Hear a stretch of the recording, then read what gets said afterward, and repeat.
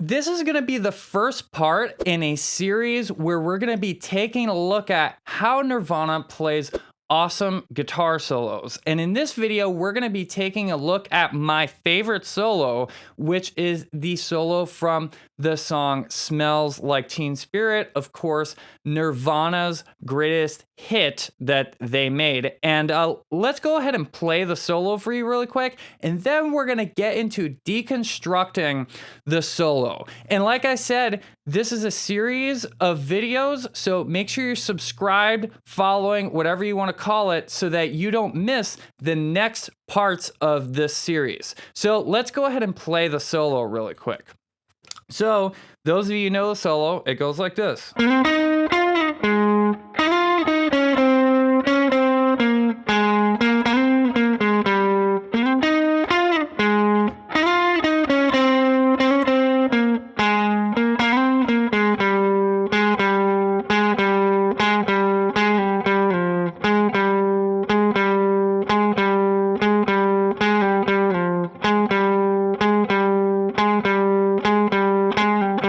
It just does that a bunch of times at the end.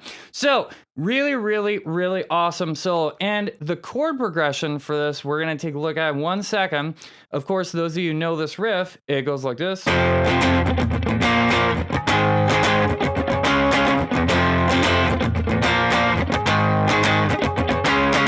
So that's an F power chord, also known as F5, you'll see on the chart that we're going to use in a second. B flat power chord, A flat power chord, and a D flat power chord. So let's go ahead and get into the deconstruction of this solo really quickly here. So as you can see here, if you don't know the solo, there you go. There's all of the tabs for the solo right on the screen for you. Now, like I said, the chord progression is an F5, B flat 5, A flat 5, and then D flat 5. So before we even get into picking apart note by note the solo, one thing I want to point out to you is if you're familiar with the song, the solo is basically just the melody that Kurt Cobain sings from the song. And I think it's really, really important to point this out because it really doesn't matter what song it is that you're playing. You can never go wrong with playing the melody in your solo. And it literally doesn't matter what style it is, right? So one of the most important things, if not the most important thing when you're coming up with a solo for a song is it has to serve the song. And well, by definition, if you're playing the melody from the song, it's definitely serving the song, right? Now, of course, you can also come up with different little tweaks and variations on the melody that can help make it maybe sound a little bit more interesting. But like I said, it's starting from the melody. So when we're analyzing the solo, we're going to not only learn how this awesome solo is crafted and you can apply this to your solos, but it's all the same principles for creating great solos as actually creating great melodies that you can sing and have be memorable in songs. So with that being said, let's talk about what key the song is in, because it's very important when we analyze any solo or deconstruct a solo, we have to understand what key it's in so that we can figure out how all of the notes in the solo relate to the key and also relate to the chords that are being played underneath. So this song's actually in the key of A flat major / you could also think of it F minor. Those are basically the same key. So those of you familiar, if you start a major key from the 6th note of the key, so if you notice here, we have the notes from the key of A flat major all listed out right here for you. So you got A flat is the first note, B flat, then C, then D flat, then E flat, then F, then G. So if you actually just started this scale from that F note, that's your F natural minor scale, right? So I'm saying it's kind of an F minor too because the first chord is an F power chord. Now, it's important to understand that somebody who's not super familiar with analyzing keys might get thrown off by the fact that they're power chords. Because when we learn about chord construction in keys, we typically figure out the major, minor, and there's actually diminished chords in the key. But with power chords, they can fit in the key as well, because a power chord is a chord that just has no third in it. So it's only a root and a fifth. So if we look at this, the first chord is F5, so that would be like the sixth chord in the key. And then the next chord is B flat 5, so that'd be like the 2 chord in the key. And then the chord after that is A flat 5, which would be like the 1 chord in the key.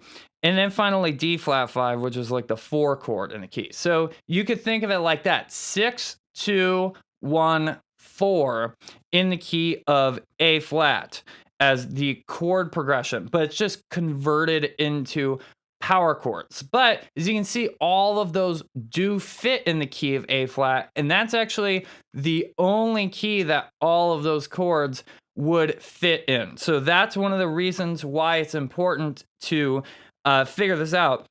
And you'll also see all of the notes in the solo itself only would fit in the key of A flat. Okay, so with that being said, we're gonna go by chord and see how each note relates to each chord, because that's actually where you start getting a lot of benefit from analyzing these solos and see what chord tones are being played over what chord. So if you notice down here, I have listed a bunch of stuff, and it's basically each of the chords in the progression: F5, then B flat 5, then A flat, then D flat. And we have listed all of the notes in the key starting from the root of that chord. So they're all the same notes that you see listed above, but they're just reordered starting from the root of that chord. So you'll see what I mean in a second. So let's get into the analysis of the solo. So it's really helpful if you can read music. There's the tabs there if you want to play it, but we're going to be reading a little bit of music because this is just the easiest way to do these kind of analysis. There is no other way that I'm aware of to do this kind of analysis without being able to read at least a little bit. So the beginning of the solo starts with this awesome lick. Okay, so the first note happens to occur, if you look here, as the F power chord is being played. And the first note is going to be a C. So if you look, let's go to the F5 section right here with all the notes listed out. So we know that first note's a C. So if we go find C in our notes listed out, it's right there. And that's the fifth of the chord. Okay, so every chord has a root third and a fifth, just their basic forms, like if it's a minor chord or a major chord. And like I said, actually the power chord only has the root and the fifth in it, but you can play any of the notes from the key against the chord. It's just that you're not totally sure how they're going to sound if it's not the root, third, or fifth. Roots, thirds, and fifths are always going to sound good against a chord that you're playing over. So that's why that note there works super duper well, because, well, he starts on a great chord tone, the fifth. So I'm going to write right there, you got that red number 5 under that C note. So the next note after that is going to be an E flat. So let's look and see what chord tone, what number is E flat. So if we look still on the F5 row here, we see that E flat is actually the flat 7. So why are we calling it the flat 7?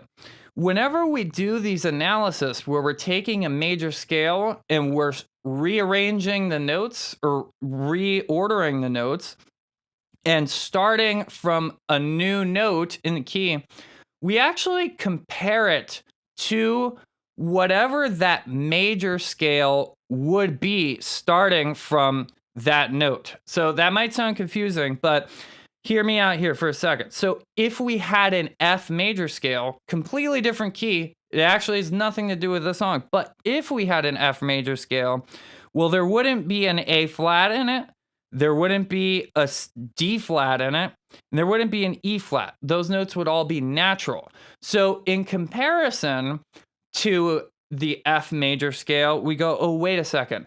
That's a flat 7. That's not a regular 7. That's a flat 7. Because again, if we were in F major, because that's the first note that we're starting from, we would actually have an E natural. So instead of 7, we call that flat 7. Okay, so that next note in the progression is going to be the flat 7. So we have the 5th, and then we have the flat 7. So now finally, if you notice, the next note coming up, the chord changes. So actually in this progression, the chord always changes on the and of 3. So it is important to know exactly where the chord changes, because now we have to switch the row that we're looking at here of all the notes listed out in the key according to each chord. So now B flat 5, that note that's being played, so is the third note of the solo. So we had C, E flat, and then F. Okay, so that F is going to be, again, actually, check this out. So let's look at the B flat row. So B flat, C, D flat, E flat, F is the 5th. So what do you know? We have, it's 2 different notes. The first note was C in the solo, and that was the 5th of the F chord. But now the B flat chord has an F note on it. That's the 5th of the B flat chord. Very, very interesting. So it seems like Kurt Cobain likes using 5ths on each of the chords so far. And let's actually hear, sometimes it's nice to hear, like on the piano, the chord being played, and then hear the guitar playing the note under it. So here's the chord. So that's B flat 5, and then I'm playing that F over it. Sounds great against that chord, right? Okay, so now the next note is very interesting because it's actually held over between 2 chords. So the next note is actually going to be an A flat. So let's see here. Let's go to the B flat 5 row again. Where's A flat? Oh, look at that. Guess what? A flat is the flat 7 again. Very interesting. So it seems like 5s and flat 7s sound good against those chords. So actually, I'm just going to copy and paste here this flat 7. So look, the whole first measure, that literally that whole entire first phrase is just 5ths. So 5th, flat 7, and then 5th, flat 7. But of course, actually, in the beginning of the solo, the first 2 notes, he goes up from the 5th to the flat 7. And then in the next part, he goes down from the 5th to a flat 7 an octave below it, instead of going up to another flat 7. So that kind of disguises the fact that it's actually the same chord tones. So they're not different, they're not the same notes, they're the same chord tones on different chords, which makes them different notes. Okay, so now we're holding this note out from this B flat power chord to the A flat power chord. So remember, this is an A flat note. So we need to think, oh wait, okay, we have to look at the A flat row down here in the lower left.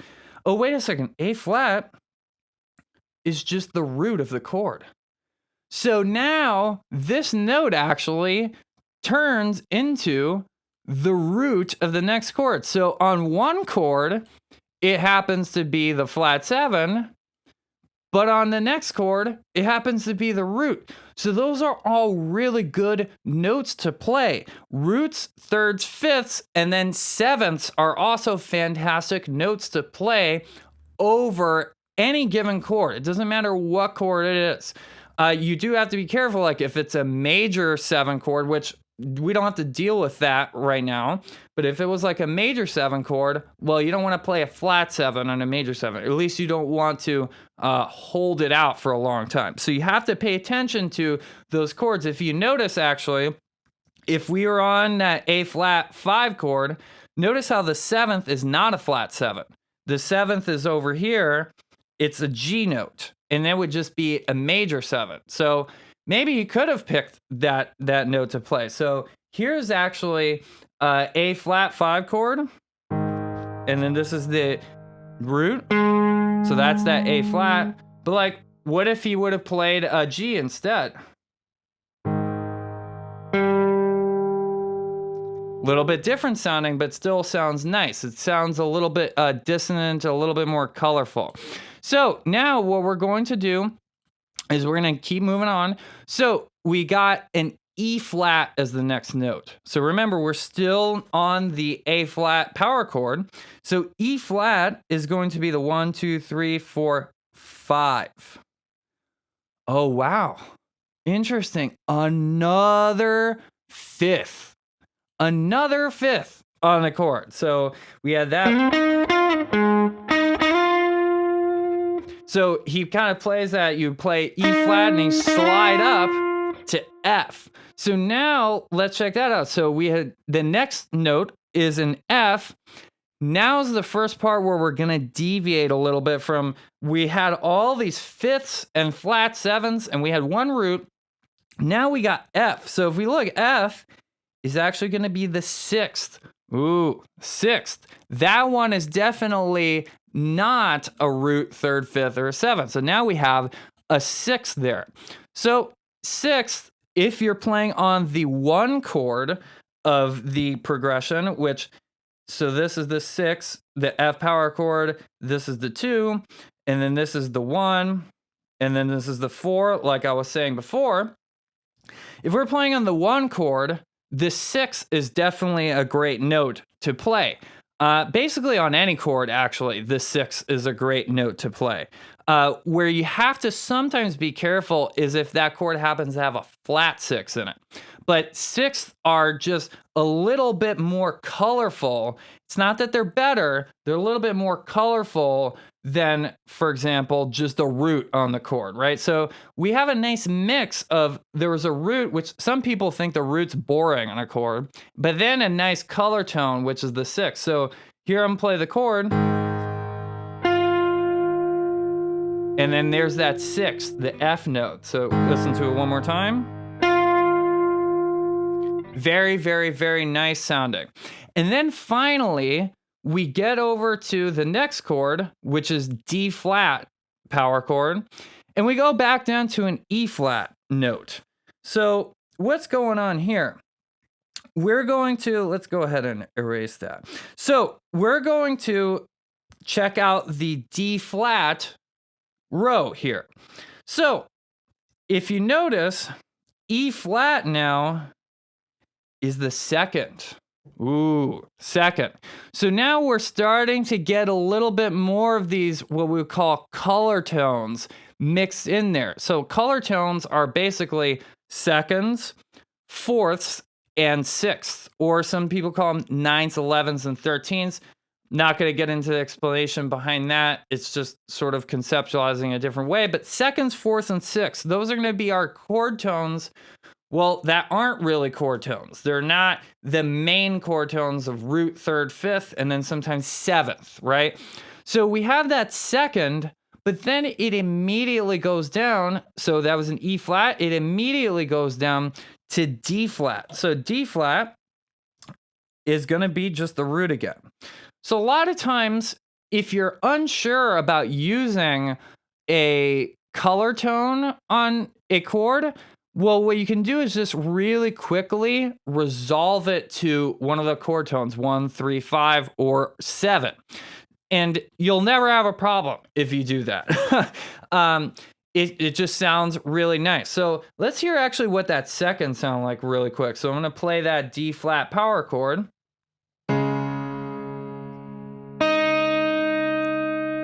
So that's the E flat against the D flat power chord. Let's listen to it one more time. But now here's the root, D flat. See, it sounds much different. There's the second, and there's the root. Okay? So that's the part where we're kind of doing this nice little phrase. We're actually just going down the A flat major scale there. If you notice, it's stepwise. Like on the notation, you're moving down a step, down a step, down a step. And then now we're going to have this similar idea from before where we're going to play a note on this D flat power chord. And then we're going to hold it over to the next chord in the progression. So D flat 5, we're going to have a C note that's there. So if you look at the D flat 5 row, C is going to be the 7th, otherwise called the major 7, okay?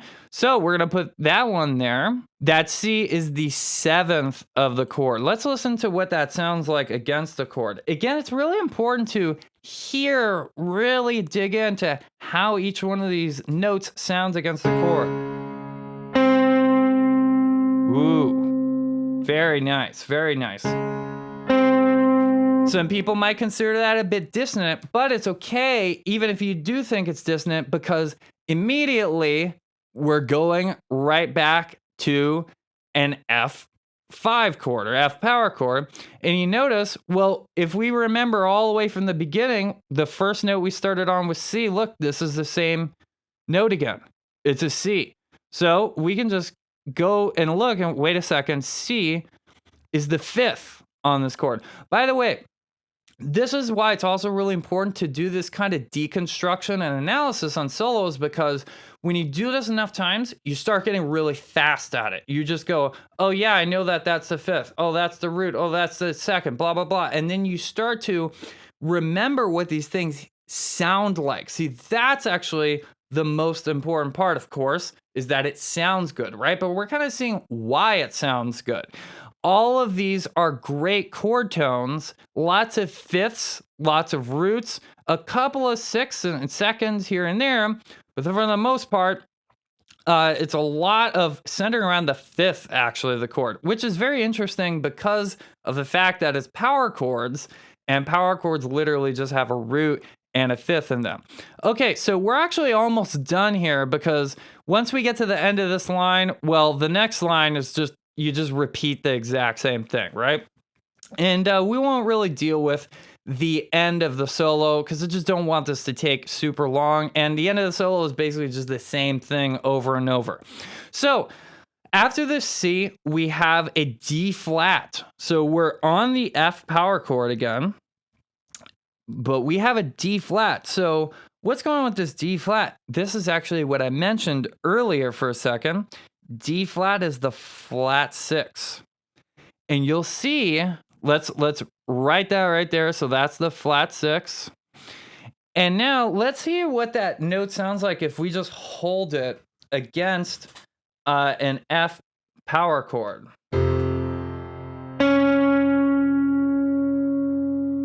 Does that sound good to you? It sounds a little crunchy to me, right? But guess what? That note only happens for a split second. It happens for a split beat, actually, because it happens for 1/8 note, and 1/8 note is half a beat. So even though that note sounds a little bit nasty, if we really just sit on it and hold it, a lot of times, even if that note sounds a little nasty, sitting and holding on it, it doesn't really matter.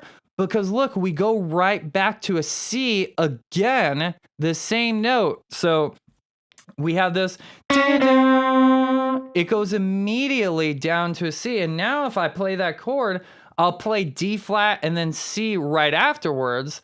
Let's hear what that sounds like. Now it sounds cool because it resolved down to the 5th, right? And the 5th is always going to be a great sounding option for you to put on the chord, like I've been saying this whole time. So if you ever want to use these notes that sound a little crunchy or sound, dare I say, wrong, well, it's okay because you just resolve it right back to one of those chord tones. That's one thing to keep in mind for your own solos, resolving to chord tones. Okay, so now we have B flat 5, and guess what?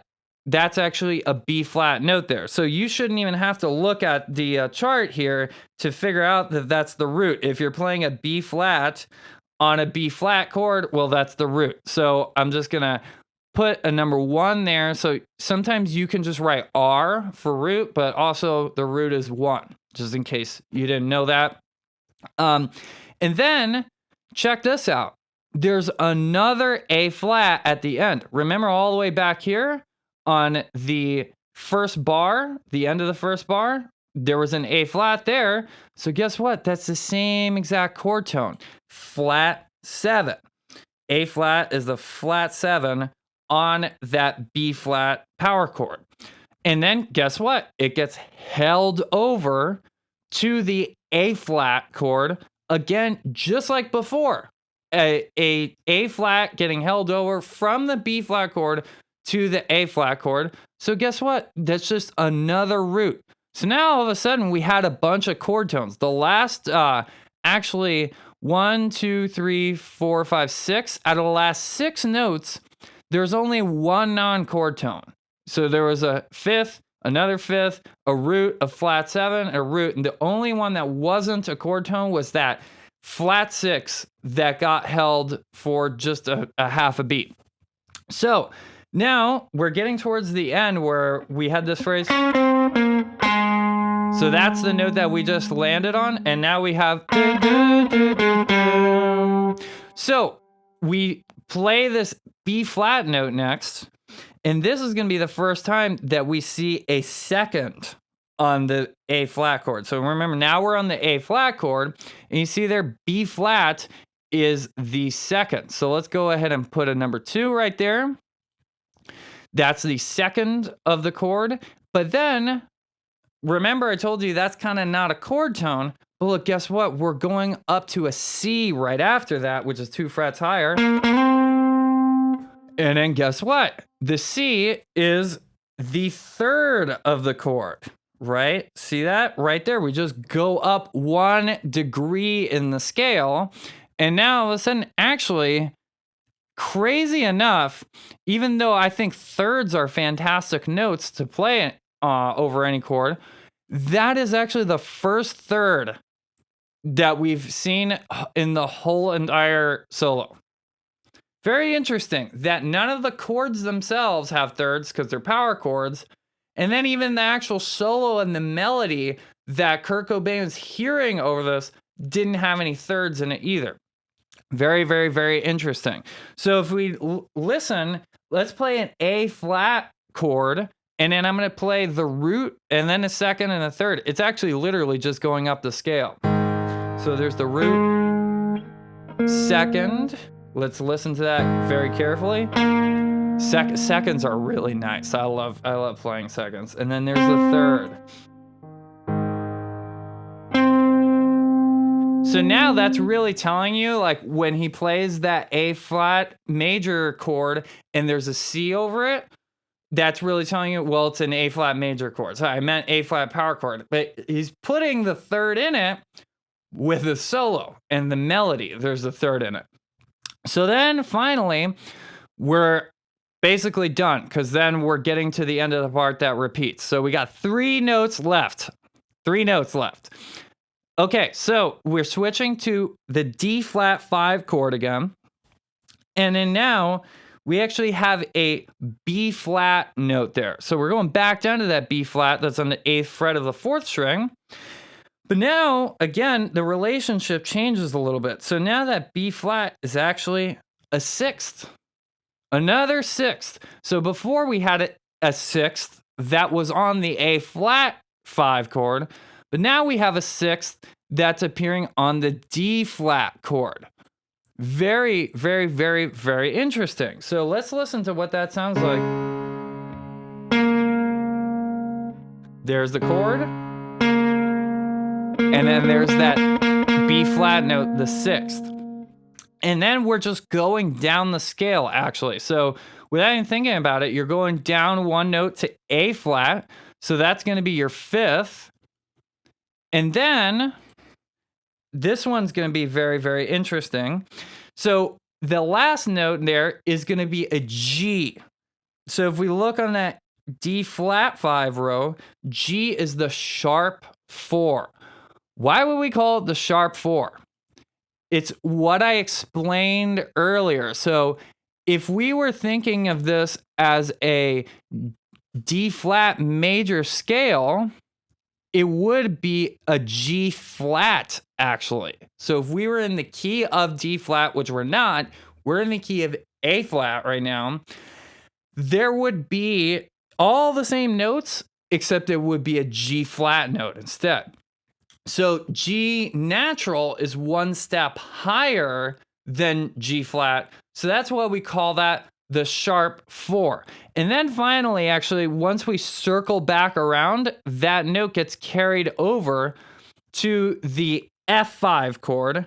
And if you notice, well, G is the second on the F5 chord. So it ends actually on a note that's not a chord tone on each of those chords, the D flat 5 or on the F5 chord. So that becomes the second on that F5 chord. So let's hear what that G sounds like first over the D flat chord and then over the F chord. So here's G over the D flat chord.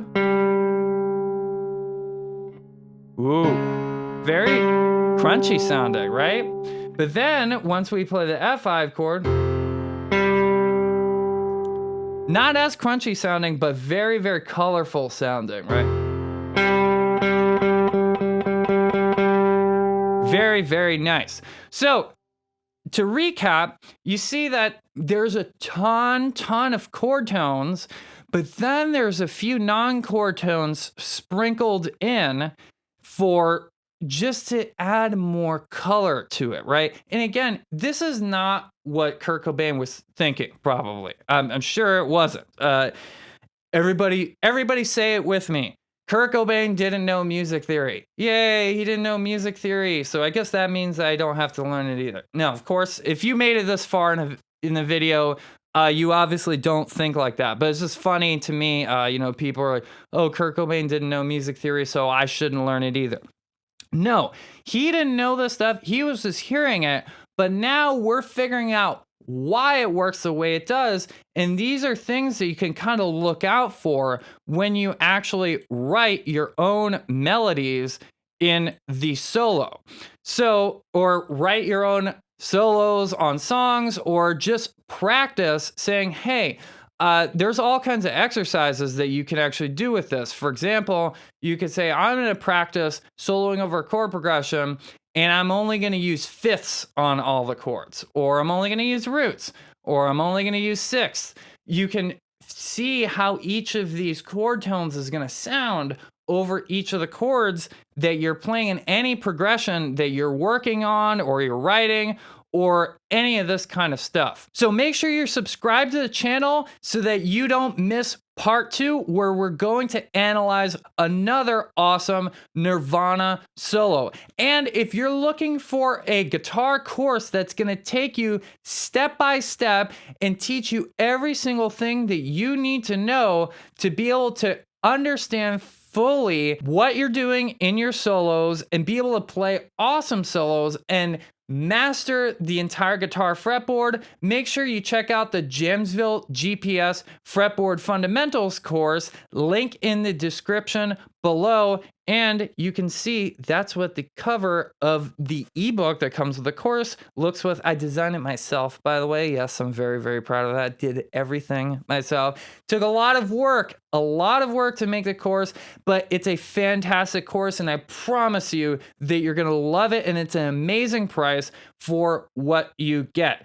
Again, make sure you subscribe, hit the like button, and until next time, listen, learn, and jam.